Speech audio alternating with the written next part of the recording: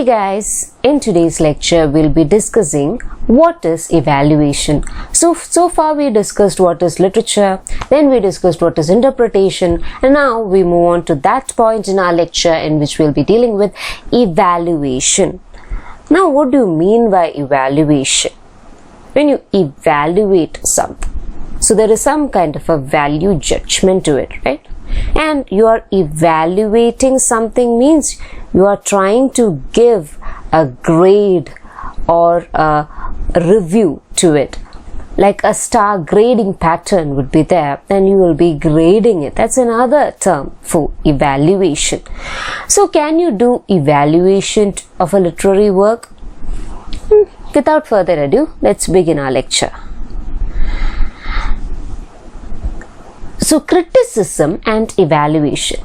Now in ordinary parlance, whenever a person says that he or she critiqued me, or whenever a person say that he gave me his criticisms, then criticism has got a negative connotation attached to it, right? Criticism then means something which is associated with fault finding. Someone is trying to find fault with you. That is what they do when they critique you or when they give you criticisms. So that's why people say that it was a positive criticism or it was something that was to be constructive. That's how the term constructive criticism came into being.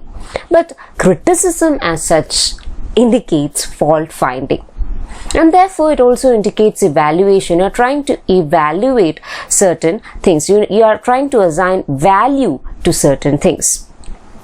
But literary criticism is not solely concerned with evaluation, right? Whenever you read a work, be it a poem, be it a novel, you never assign grades to that particular work, right? After reading My Last Duchess, did you give the poem a grading, right? Oh, this is an A grade poem or this is a B grade poem. This is not at all good. Let me assign a D grade to this poem. You never say that, because literary criticism is not concerned, or it's not primarily concerned with evaluation. They are chiefly concerned with interpretation. That's what we did in the previous class, right? Literary criticism is chiefly concerned with setting forth meanings of a text. You are giving out meanings. That's what we do in literary criticism. We give out meanings to a text. So we do interpretation when we do criticism. Another thing that we do is we analyze the text as a whole. We analyze the relationship between the different parts of a text and we analyze the cause and effect for writing a particular text. So all these comes under criticism. So criticism is chiefly concerned with interpretation and analysis. When you analyze a text, you analyze the different components of a text. Like the preface, you will be analyzing it with the middle portion of the text. Like, let's take your project for that matter. Whenever you are analyzing a particular project that anyone has written, you'll first read the introduction, then you read the core chapters. And the introduction and the core chapters should have some kind of a connection to it. And then when you comes to the conclusion, what are you trying to do here? You are trying to substantiate whatever that you said in the introductory chapter. You are trying to substantiate your research point or your hypothesis in the final chapter. So it is a coherent whole. Similarly, when you take a work for that matter, even a novel for that matter, it has got a structure, a beginning, a middle and an end. So there is always a relationship between these constituents, and we'll be analyzing it whenever we analyze a literary text. We'll also be analyzing the cause and effect of certain events when we are analyzing literary text. So these are all parts of criticism. We'll be doing all these things while we critique a particular text. For example, in Lyrical Ballads, this is what he did. He analyzed all the poems which were written previously, and then he came up with a new form. Wordsworth as well as Coleridge came up with a new form of writing poems where they try to make the extraordinary things appear as ordinary and ordinary things like the song of a solitary reaper appear as something which was extraordinary, right? Extraordinary thing like the dream that Coleridge sees of Kubla Khan is turned into something which is ordinary, a daily event, and then something which is ordinary, like the song of a solitary reaper, is transformed into something which is extraordinary. So this is what happens, right? So in a way you can say that they were also analyzing the literary trends that were there before them, and they wanted to change it, and they came up with romantic poems and prefaced to lyrical ballads, as well as Biographia Literaria can be considered as giving forth the aims of these works, setting forth meaning of these works, right? They also try to chart out the cause and effect, how they came to write these works. They felt that the language of poetry should be the language of the common man. They felt that the language of poetry should be the language of the rustic folk. That's how they do criticism. So in criticism too, there is an examination of parts as well as cause and effect, and also there is a putting forth of meanings to literary texts. Now, what do you mean by evaluation, and how is it connected? How is criticism and evaluation connected? Even what a critic do is, in one way or the other, a kind of evaluation, right? Critics assumes that the work that they are writing about have value and that they are good enough to merit attention. So usually what a critic does is that he assigns value to a literary work. Even if it is a lesser known work, he will assign a certain value to it, and then he will try to gather our attention towards that work. So they try to gather our attention, and they try to project this work as something which is meritorious, which means that it is of merit and we need to give our attention to the literary work. So critics largely concern themselves with other matters of the text to do this. They will be concentrating on certain aspects of the text in order to portray it as having some merit. So whatever text that the critic takes, he will always give some value to it. Only then he will be able to observe the other matters within the text. However, some critical writing is indeed concerned with evaluation. When it comes to certain writings, it is solely concerned with evaluation. You are trying to evaluate a work, whether it is good, whether it is bad. Now, whether it is good or whether it is bad, it won't be said explicitly. That you won't say that a book was good or a book was bad. Instead, you will be using all these words to indicate whether a book was good or whether a book was bad. For example, if you use all these positive words like it was a moving tale, it was a successful bestseller, or it was an effective book, it conveyed the meaning that it meant to convey. And it is a very important book. So all these are positive connotations, right? But again, you can state a work as being bad using certain other words too. For example, instead of moving, if you say it was a tedious task reading that book. Tedious means it was a kind of tiring task to read the book. It was unsuccessful. The book was unsuccessful, or the film is unsuccessful. I don't think that this film is going to run in theaters, or it will only run in theaters for a few days, and after that it will be replaced because it is unsuccessful. You will say that, okay? Usually film critics use these language.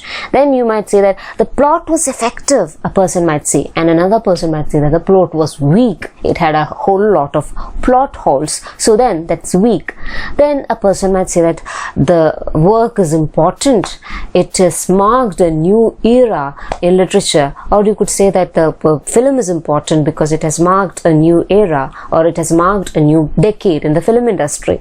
Another, on other words, you could say concerning other work that it was trivial, which means that it was not worth it. It was trivial.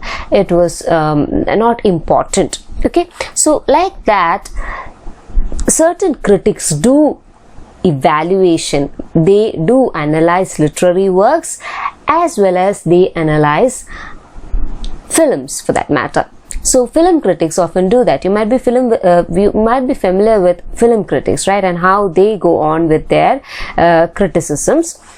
But similarly here, sometimes book critics too critique a particular work in this manner. They won't be explicitly stating that a work was good or a work was bad, but they will be focusing on certain aspects of the book, and certain aspects they will say that it was good, and certain aspects they will say that it was bad or it was horrible. Now, moving on to further elaborate the point, how do reviewers make evaluation? In reviews of plays, books, music and dance performances and films, professional critics usually devote much of their space to evaluating the work, the performance, or both. So what traditional critics do is that whenever they try to critique a particular work, a movie or a dance performance or even a theatrical performance, what they actually do is they devote much attention on evaluating the work. Sometimes they might be evaluating the work, sometimes they might be evaluating the performance made by the actors. If it is a film, sometimes they might be focusing on the plot line, sometimes they might be focusing on the actors, sometimes they might be focusing on certain external elements as well. So this happens. So reviewers seeks finally to tell the readers whether to buy a book or a ticket, or whether to save your money and time by not buying them. So that's what a reviewer wants to do. Basically, that he will give out reviews so that you would at the end of the day decide whether it is worth watching or whether it is worth reading, whether a book is worth reading or whether a film is worth watching. That will be decided by the critic. Now, I have included an interesting picture here. I hope that some of you might be familiar with this YouTuber named Mallu Analyst. He usually analyzes certain films as well as he analyzes the tendencies that are prevalent in our society. So this is what he does, and often his film interpretation or analysis comes like this, like see you soon, brilliancegalum, palichagalum. So there will always be certain aspect of the work which is brilliant and certain aspect which had shortcomings. So the shortcomings will be dealt with as palichagal and the brilliance will be dealt with as brilliance. So it sometimes might be the plot line, sometimes he might be focusing on the acting. Usually he does all these things. He focuses on the plot line. If it was See You Soon, he will be focusing on the plot line, the way in which it is taken. It was an innovative work, right? So the way in which the camera and every equipment that's being used, the focus, everything will be dealt with. The technical area of cinema will be dealt with, the plot line will be dealt with in detail, and even the character delineation will be dealt with in detail.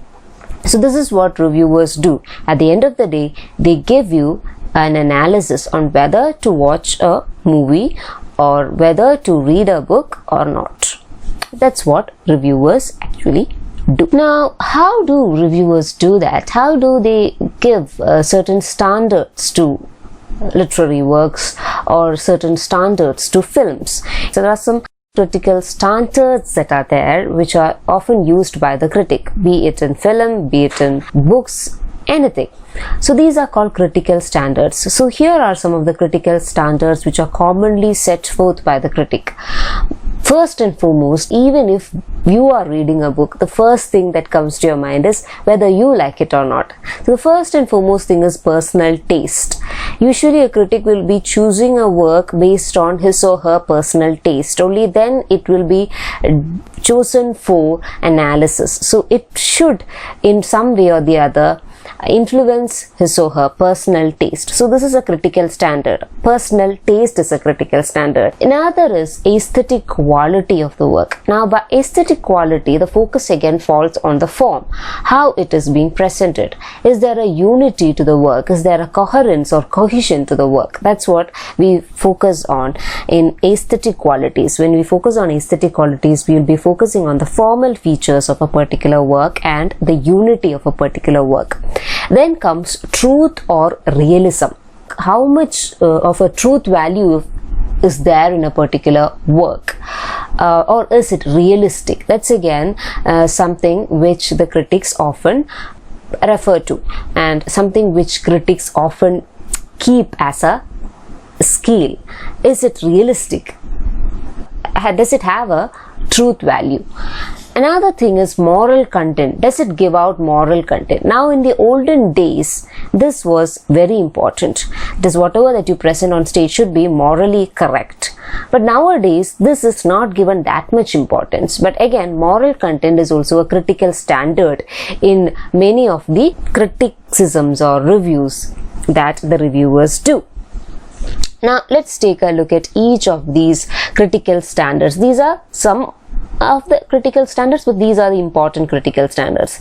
Now let's take a look at each one of these critical standards, starting with personal taste. Now, one approach to evaluating a work of literature, or indeed to evaluate anything, is to rely on the personal state of the person. Now this approach is evident in a statement or the age-old maxim like De gustibus non est disputandum. De gustibus non est disputandum is a Latin maxim meaning in matters of taste there can be no dispute, or it literally translates as about taste it should not be disputed or discussed. Okay, it can be literally translated as about taste it should not be disputed or discussed, or in matters of taste there can be no disputes. Now the phrase is commonly rendered in English as there is no accounting for taste. Now what does it imply? What is the implication of this statement? The implication of the statement is quite simple. It is that everyone's personal preferences are merely subjective opinions. So your personal preference of a particular reading a particular book would be different from my personal preference. As teenagers, as young adults, and even as adults, you will be more interested in reading young adult fiction, or you will be interested in mythologies or vampire fiction or pop culture, whereas I as a person might be interested in reading classics, reading great works in literature. So it is a personal taste. Okay, so regarding personal taste, every one of us has a subjective opinion. So even when I ask you guys to write certain things about a particular work, sometimes you come up with subjective opinions, really subjective opinions, in the sense that you will be talking about how on reading a work you felt that the character is a murderer. Like that, you will be explicitly stating it. So it is a subjective argument. Now the thing with subjective opinions is that you cannot account for subjective opinions. It changes from person to person. You cannot say that my argument is the best. Whatever that I said is the best, and I won't accept any other arguments, because opinions are after all subjective. It changes from person to person. So you cannot be right or wrong, and so they should never be argued about if they were. So even whenever you are talking about personal taste, you must never argue that my personal taste is good than your personal taste. I have a taste in reading detective fiction, but you have a taste in reading classics. How outdated. You must never say that. When if a person is interested in reading classics, you must not say that your interest is outdated and mine is new. I'm interested in popular culture, you're interested in classics, which means that your interest is outdated. You must not say that, because we cannot quantify any of these things. Most of the things that we do in literature is not quantifiable, which means that whatever that we do is a qualitative research. It's based on the worth of the work.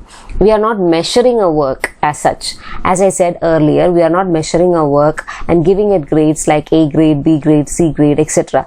So even if you say that I have a taste in popular culture, I must admit that you have a taste in popular culture. Similarly, when I say that I have a taste in classics, you must admit that you have a good taste in classics, because there can be no disputes when it comes to personal taste. Now, personal taste is something that guides us in choosing books or in choosing movies, right? So my personal taste might be different from yours, and you must learn to respect that differences. So that's there. So whenever a critic evaluate a text, the first and foremost things that come is the personal taste. So he will be evaluating a work based on his personal taste. Only if he likes a particular work will he be evaluating or reviewing it. Now the second thing is aesthetic quality, such as unity. Now in any work of art, all the parts contribute to the whole, making it a unified work, right? So all the different parts. Sometimes a work can contain a preface. After that, it might contain a beginning, middle and an end. So these parts contribute in making the whole. It makes the unified work. But just the unified work or parts making the whole won't do. Just the unity won't do. A work of high quality need not only be unified, but it should also be complex. So even if a work has a beginning, middle and an end, it might be a crass novel. Nobody would read it. But if a work is complex and it has got unity, then you will be able to generate the interest of the readers. Now the writer must offer something called the performance of words. So this is something which was coined by Robert Frost. So he said that the writer offers something which is rightly called as the performance of words, which means that whenever a writer writes, he must successfully arrange whatever that he writes. Okay, he must successfully arrange the content of the poem, and when he is arranging the content of the poem, when he is giving importance to the form, he must also keep in mind the content. Whenever he is organizing the form of a particular work, he must keep in mind the content. Now, even if a work is has unity, or even if it has got aesthetic quality, if it does not match with the content, then it will be an utter flop. For example, I'll give you this poem. Just read this. This is a kind of a sad poem or an elegy. It is written in remembrance of the death of a person. The title is A Silent Tear. So hearing the title, you might feel that, oh, this is going to be a dirge. It is going to be a sad song mourning the death of someone. So you will be in a somber mood, and then you read it. Just close your eyes and you will see all memories that you have of me. Just sit and relax and you will find I'm pretty still there inside your mind. Beginning itself, you feel that something is amiss, because this is a mourning song. This is about a death of a person. It has the title A Silent Tear. But see, there is a kind of rhyming words in this poem, right? There are rhyming words in this poem, right? First, just close your eyes and you will see all the memories that you have of me. Just sit and relax and you will find I am really still there inside your mind. So it is rhyming, which means that though it was meant to be a dirge, though it was meant to be a sad song, this is rhyming, and it is, negating the purpose of the poem, because once it rhymes, it becomes somewhat jovial and it lightens the tone of the poem. And if it was meant as an elegy, then it has failed miserably. And then just read on. Don't cry for me now, I am gone, for I am in the land of the song. Remember, heaven is compared to a land of song, and there is no pain, there is no fear, so dry away that silent tear. Don't think of me in the dark and cold, for here I am, no longer old. I am in that place that's filled with love, known to you all as up above. See, up above. When you read this, you're immediately reminded of the limericks that you used to read when you were a child. Up above, the world so high. Like that. So this was meant as a funeral poem. It was meant as a dirge. It was meant to be a very serious poem. But the moment the poet gives it rhyming words, it lightens the tone of the poem. And it's not good, because it affects the entire content of the poem. So this is not good. So just focusing on the form, just focusing on the way in which it is written, the unity is not enough. You must also focus on the content, and the content and the form should go together. So let's take a look at it. So if the stated content of the poem is mournful, yet the meter jingles, then we can probably say that the performance is unsuccessful. The performance of words, as Robert Frost says, is unsuccessful when it comes to this poem, because here the rhyming words jingle, and it negates the effect of the poem. The poem was meant to be mournful, but it negates that and it becomes somewhat cheerful, and it is delivered in a lighter note. So it becomes unsuccessful. So am I clear? So here the form is not matching the content, hence it is rendered as unsuccessful. So just the aesthetic quality or the unity is not enough. It should have some kind of a consonance or some kind of a consensus with the content. Moving on, we shall move on to the next point, which is the third point, which concerned with the truth value of the work and as well as realism. Now, an extreme view which is held by the critic regarding the truth value of literature is that literature has nothing to do with truth. So this is a bit contradictory, because so far whenever we talked about literature, we said that literature is a cross-section of life, right? Literature is a cross-section of life. It's like the recording of life events. But certain critics do say that there is no truth value to literature and there is nothing to do with truth in literature. A work of art does not correspond to anything outside itself, which means that a work of art is something which does not correspond to the outside world. It has nothing to do with the outside world. Okay, it has nothing to do with the real world, some people might say. So a work of art does not correspond to anything outside itself. So whatever that the work of art is trying to communicate, it is there within the text, and you should not relate it with the outside world. Okay, so if a work of art has any truth, it is only in the sense of being consistent. So the only truth element in a work of art is the ability of being consistent. For example, if a character is portrayed as a villain, he must be throughout a villain. He must not suddenly be purged, and he must not suddenly become a saint. He must be portrayed throughout as a villain. So consistency is the only thing that has some kind of a truth value in a particular work. Now, when I say this, please do remember that some critics do argue that there is nothing outside the text. The text gives out meaning and there is nothing outside the text. So these critics won't let you analyze a literary work on the basis of the historical background in which it is written. In interpretation, we said that often critics do analyze the literary background in which a particular work is written.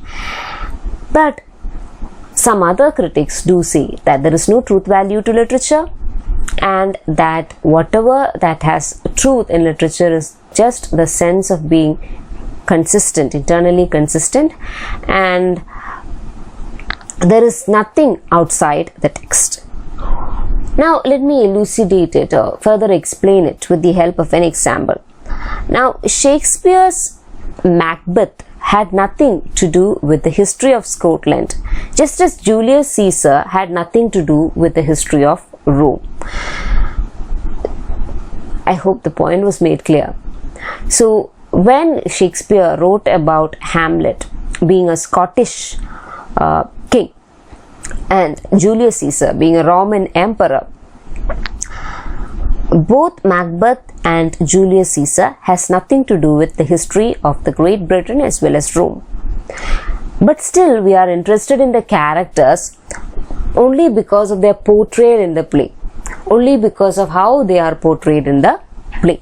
We are interested in the characters in the play only as they exist in the play. Now we need the characters to be consistent in order to be believing. That's why when you introduce Cassius at the beginning of Julius Caesar, you know from the beginning that this person is going to cause a whole lot of trouble. He is not going to reform. He is not going to reform. That is there within your mind, right? The character will be consistently a troublemaker. So we need characters to be consistent. The characters must be believable and they must be engaging as well.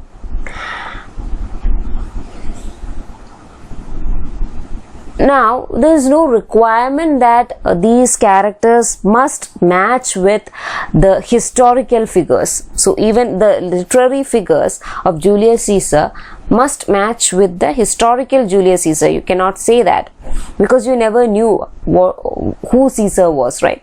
You might have some kind of an account of who Julius Caesar was, but still again, the dramatist has got a license to change the character of his hero. He can manipulate, he can mold, he can change the character of his hero.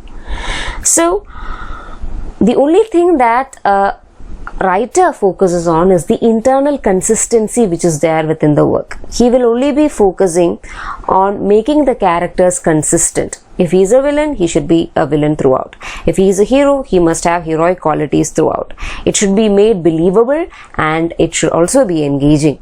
The character must be engaging, and there is no need to correlate them with historical figures. The literary figures must not be exactly like the historical figures. Let me give you another example to hammer down this point. I hope that at least some of you might have seen the series Crown. So in the series Crown, the royal family of Britain is being presented. Now you may wish that this was what had happened in reality, but you can never say, right? It is just a depiction of what may have happened. Anyway, the royal family is not going to come and wage a war against Netflix for portraying them in a negative light or in a darker shade. They're not going to do that. So whenever a historical character is concerned, or whenever an author is writing about a particular historical character, there is a tendency among the critics to compare the character with the real Caesar. Is there a need for that in Julius Caesar? No, right? Because the play in itself is engaging, the play in itself is believing, it is plausible. Even though it may not be possible, it is plausible, it may happen, it may have happened. Okay, so and even the character of Caesar is consistent throughout the play. And the character of Mark Antony and Brutus, everyone is consistent throughout the play, and that's what makes it believable and engaging. Now, literary figures are neither true or false. The only thing is that they are coherent and they are interesting. So whenever you're taking literary figures, or whenever you're taking a literary work for that matter, it is not true or false. They are just consistent and they are coherent and they are made interesting. That's it. But you might be wondering, but that's not it, right? Because at times whenever we read a particular work, we feel like this is closely connected with life. That do happen in realist novels and realistic fiction. Now we can object the extreme view that literature has no truth value, and we can say that literature has an element of truth value to it, and that comes with realism. So when we see a play or read an engaging work of literature, either old or new, we feel that the work says something about the life around us, right? Even if it was an old movie, if you watched an old movie, an 80s film, and you were watching it in the current setting, current scenario, you still feel that the work is relevant, right? It can happen. It may engage the audience to a larger or a longer period of time. So we feel that the work does convey the life around us. This happens because most literature is connected to life. Now this view that work reflect the life around us is as ancient as the Greeks. It was the Greeks, and it was there in their dramas too, where they tried to connect life with fiction. So a realistic short story or a novel is devoted in giving a detailed picture that at least looks like the real world. So whenever you are reading a realistic short story, or whenever you are reading a realistic novel, it gives the impression that it is closely related to the real world. For example, when reading Malgudi Days, you might feel that there is a village called Malgudi in India. because all the characters are pretty relatable. Okay. Now, another thing is that sometimes fiction might, in a way, outweigh reality. Okay, it can move beyond, or fiction can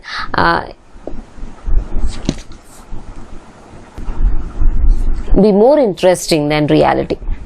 For example, a person might believe in Marxism by reading the Communist Manifesto, which was authored by Karl Marx and Engels, or he might feel an affinity towards Marxism after reading the works of Elizabeth Gaskell and Charles Dickens, because in the works of Charles Dickens and Elizabeth Gaskell, they dealt with the industrial England, the suffering that they had to go through in the industrial England, the kind of poverty and hardships that the workers had to face in the industrial England, where even the women and children were employed at a meager income, and they were given just a meager salary, and they were employed. So when you are reading a work which is written by Charles Dickens, or when you go to Europe, if you read a work written by Emile Zola or Balzac, you feel that it is closer to the reality than you can find in any of the economic treatise which was written during that time. It clearly delineates. For example, if you read that famous passage from Oliver Twist, where Oliver Twist, the character, asks for some more food, it is so poignant, right? A child who is an orphan asks for some more food from the people who in a way are taking care of him, like the welfare. So he's asking for some more food, and in return he gets scorned. So it shows that even children were maltreated in those times of industrial revolution. So even if a person reads a Communist Manifesto, for that matter, this particular scene will haunt him. This particular scene which was portrayed in a work will haunt him more than the writings which are there, the dry writings which are there in Communist Manifesto. Right. So one may learn more about industrial revolution from the novels of Charles Dickens and Elizabeth Gaskell than from any other economic treatise which was written during that time. Even if you read Adam Smith, that won't be enough, because Charles Dickens and Elizabeth Gaskell has successfully portrayed the industrial England in their novels. Now, when it comes to lyric poems also, it presents human emotions and feelings of love and loss of faith is depicted in lyric poems.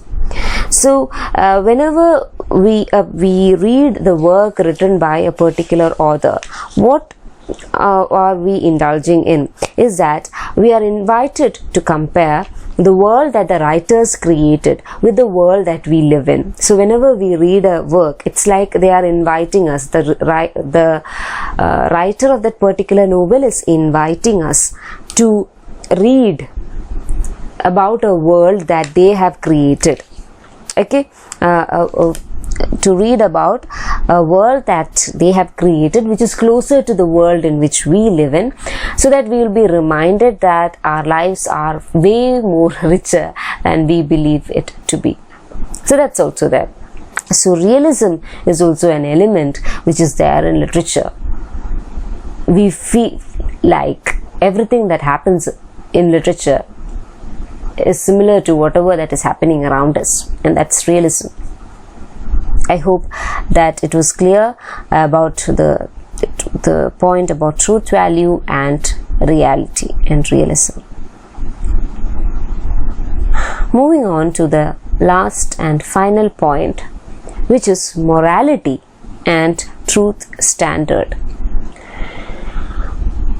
Now, it was Dr. Samuel Johnson who said in his preface to Shakespeare that it is always a writer's duty to make the world a better place. So morality plays an important role in determining literary standard. Now, in the olden days, moralities were given importance. Remember, in the beginning of drama, At the time of beginning of drama, importance was given to morality, plays and interludes. Importance was given to tales which contained the morals. Even from the time immemorial, even in Aesop fables or Jataka tales or Panchatantra tales, the element of morality is there. They always wanted to convey some morals along with literature. And even Samuel Johnson said that it's the duty of the writers to make the world a better place. But there is a problem with it, right? What is morality? And what is the truth standard? For example, a story that sympathetically treats lesbian or gay love is, from a traditional Judeo-Christian perspective, probably regarded as a bad story, or at least not as worthy as a story that celebrates heterosexual marriage and married love. So for certain religious communities, the idea of homosexuality in itself is a sin. So Judeo-Christian beliefs, according to Judeo-Christian beliefs, practicing homosexuality is a sin. And that's where they have words like sodomy comes from Sodom and Gomorrah, again an incident which is taken from the Bible. So they are totally against homosexuality. For them, what can be regarded as of worthy to read is stories concerning heterosexual love, and that too married love. Okay.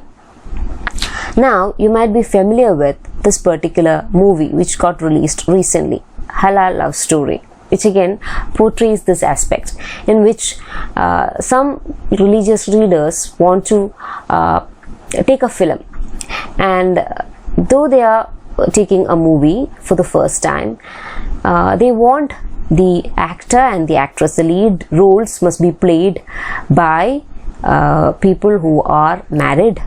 The lead roles must be played by a husband and wife, and that's their first and foremost demand, and they must not show any of the any affections, or they must not show their affections in front of the camera, and that's another thing. So this is somewhat similar to what I said earlier, that is a story that sympathetically treats lesbian or gay love might not be considered as moralistic by a person who has a Judeo-Christian perspective, or a narrow-minded person won't view a homosexual love story as something which is great, even if it is a sympathetic story, even if it is a poignant one. He won't consider it as morally correct. But for a lesbian or gay critic, this is a change, or a person who is not committed to Judeo-Christian values, this is a change, because it helps to educate the readers on alternate sexualities. It helps to educate the readers on being inclusive. Okay, you must be inclusive of the other sexes as well. You must be inclusive of the people belonging to the spectrum. So once you become inclusive, you are able to make the world a better place. So for a lesbian or a gay critic, or for any other ordinary person who is not narrow-minded or who does not follow any set religious beliefs, he might think that such a story, or portraying such a story on screen, would make the world a better place. For example, again, when it comes to Muthu, the way in which the love story between Nivin Pauly and Roshan Matthew, the characters portrayed by the two characters portrayed by these actors, are shown, it is a poignant love story, right? You truly feel for them, and consider it again, compare it with this particular movie here. Cinematographically as well as plot line wise, story wise, I think Muthu is any way greater than the first movie. It's in any way or in any day better than the first movie, right? So that do happen. So for an ordinary person who does not believe in certain sect beliefs, portraying gay love on screen would be something which is revolutionary, which is good, because for the first time something like that is happening, and it is a change for good, because people would become more inclusive after viewing this particular aspect of human psyche. And another aspect that do come whenever we are talking about morality and truth standard is that sometimes work might be plausible, or it might be possible, and it might be portraying a heterosexual love story, but still it won't have any of those elements which make it a great work. For example, you might be familiar with the popular meme, still a better love story than Twilight, right? So the story behind still a better love story than Twilight is that some people do believe that whatever that Twilight is proposing is actually a typecast storyline, right? There is an alpha male, he falls in love with a weak, frail, fragile female, and he comes as a kind of a savior, then he abandons her, and he has commitment issues, blah blah blah. All those things which is related to Twilight makes it an ordinary tale. It's like old set stereotypes presented in a new wine bottle. That's how it comes. So that's why people say that's still a better story than Twilight. Even the love story between Wall-E, if you have seen the movie Wall-E, the love story of Wall-E and Eva is considered as still a better love story than Twilight. Or the love story of Carl and Ellie in Up, the animated movie, is again considered as a better love story than Twilight.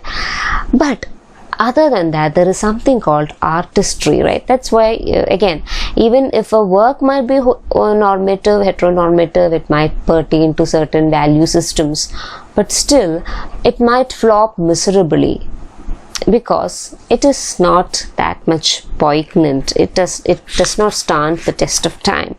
Whereas another work might be considered as better because of the way in which it is presented, right? So let us take this particular book for that matter. I have chosen two books. I'm not talking about the movie Twilight, but I'm talking about the book written by Stephenie Meyer. And there is this particular book which was written by Shyam Selvadurai, which is called Funny Boy.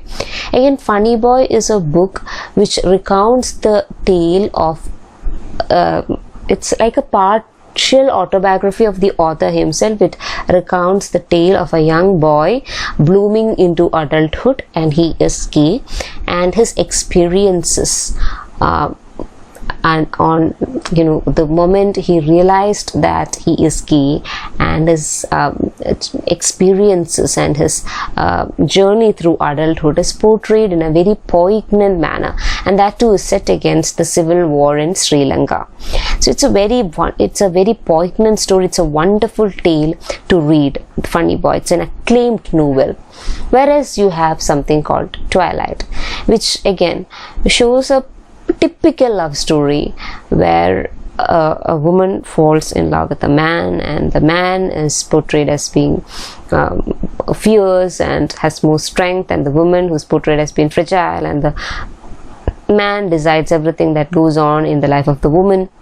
Somewhat similar to the toxic relationships that are there in modern day films like the Arjun Reddy or the like, which are indeed toxic for that matter. So some work stands apart from the rest because of its artistry, the way in which it is taken. Again, for that matter, take these two works. Muthoon is good because of the way in which it is taken. It's unique. Whereas Halal Love Story, it is like any ordinary movie that you have come across. It falls flat because of the portrayal of certain characters, but some actors have done a brilliant role, but other than that it falls flat. But a story like Muthoon is refreshing. It is something new. It gives out new meanings and a new morality. Okay, it's not questioning morality, but again it is giving out a message. Again, it is trying to make this world a better place by asking us to be inclusive. On that note, we come to the end of this lecture. Thank you for listening. Take care.